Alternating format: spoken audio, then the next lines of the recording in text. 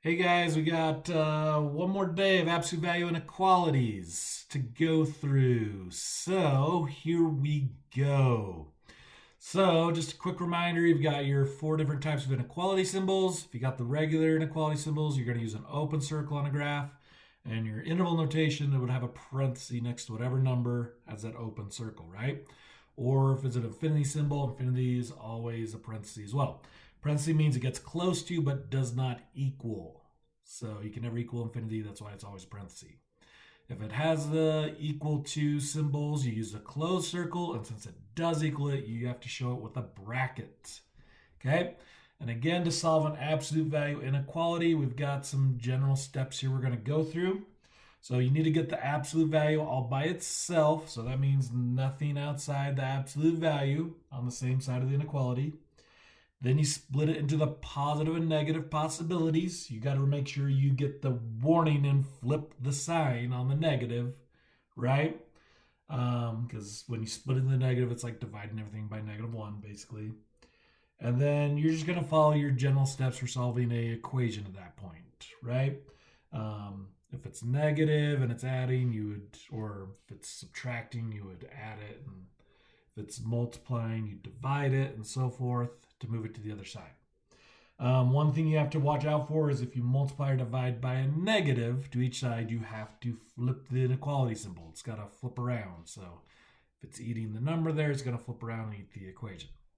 Okay, then once you have your solved inequality, you're going to graph it on a number line and they're on your worksheet there. But if you got to make your own, it's not that hard. You just draw a line with some numbers, right? And then you use your, or you do interval notation last there, which is easiest. Just look on the graph for.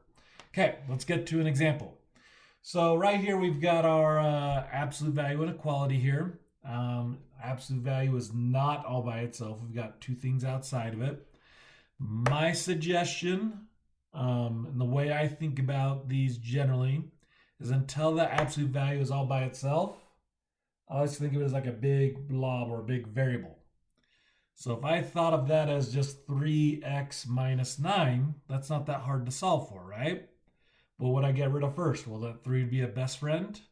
That minus 9 would be the acquaintance. The first thing to get rid of is the minus 9 by adding 9 to each side, which would give me 27. And then the next thing I do would be to divide by 3. Okay? So that is going to set up the problem the absolute value of -1 minus 10m is going to be, and I didn't divide by a negative, so it's still going to be facing this direction. 27 divided by 3 is 9. Okay, now is my absolute value all by itself? Yep. So the next thing is I split it into the two different inequalities. So at this point, the absolute value symbol goes away. I'm just looking at what's possibly inside of it. So -1 minus 10m could be, and the positive stays the same. So less than or equal to 9. And then it could also be -1 minus 10m.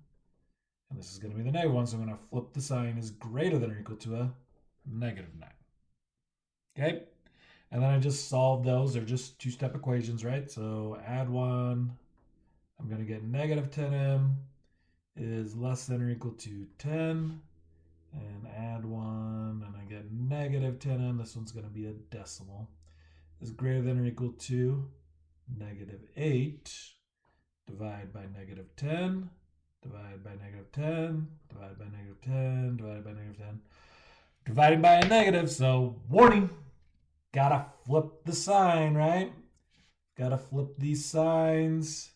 M is going to be greater than or equal to a -1. And M is going to be less than or equal to, it would be 4/5. Or you could write that as 0.8. One of those two. Okay, then we need to graph it.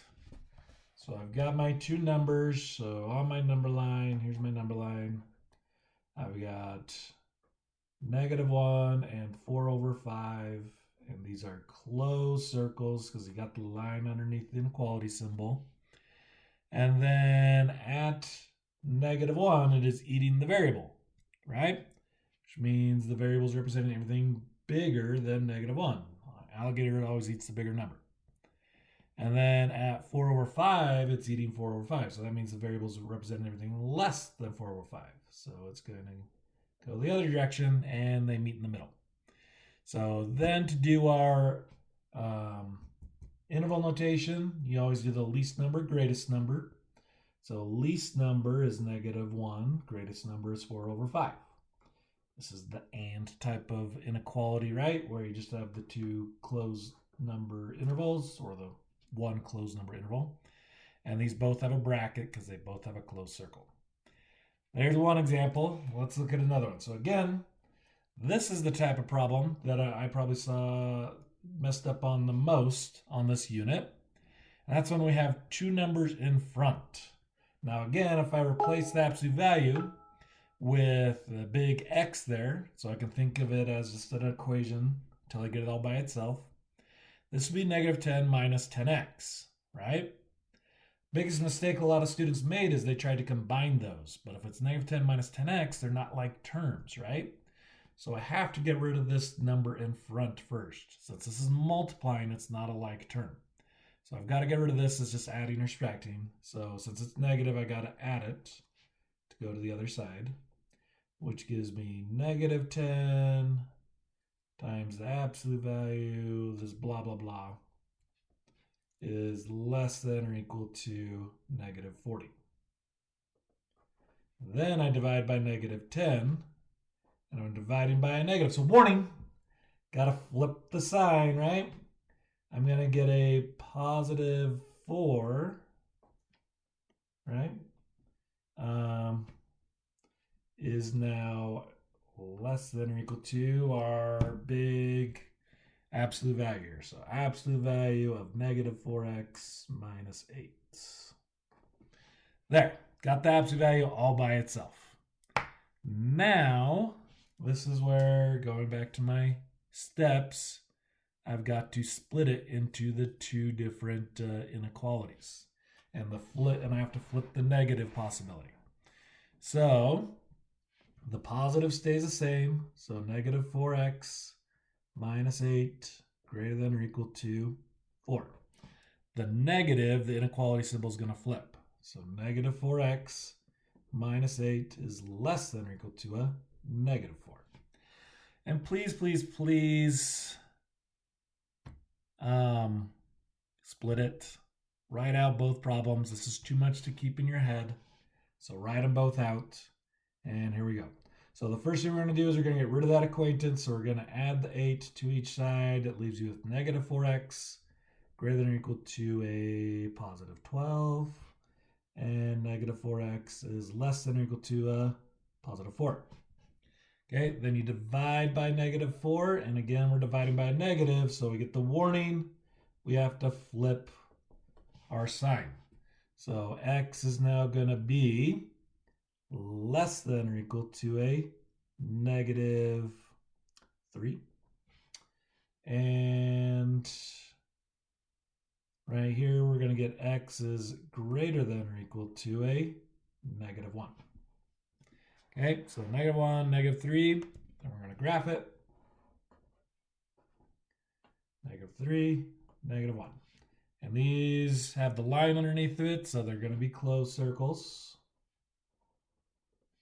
Okay, at the -3, it is eating the -3, which means the -3 is bigger than the x. So that means that you're going to graph everything that is not as big as the -3. So everything going to the left would be everything smaller, right?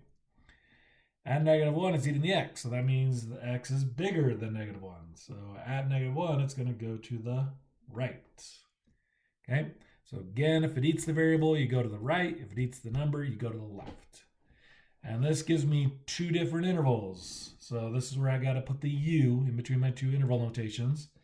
This short, or the lesser interval, again, you always go least to greatest when you do interval notation.